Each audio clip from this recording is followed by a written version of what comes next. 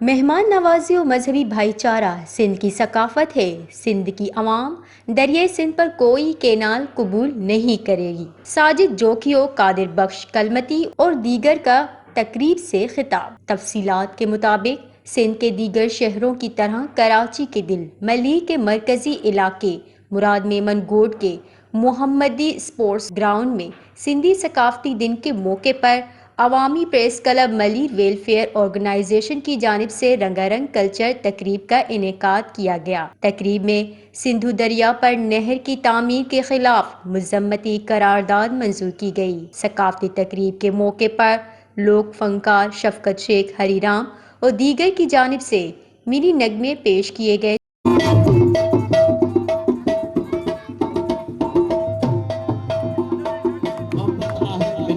جبکہ نوجوان بزرگ بچوں کی جانب سے رقص کر کے دھرتی سے محبت کا اظہار کیا گیا۔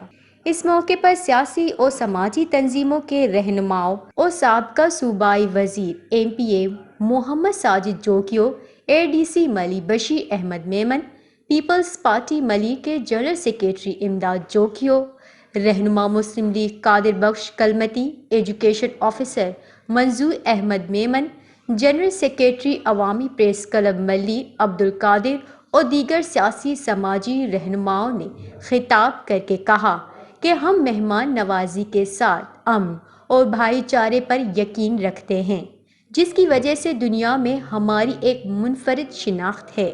ثقافتی دن ہمیں ثقافت سے پیار کرنے اور اسے اجاگر کرنے کا موقع فراہم کرتا ہے۔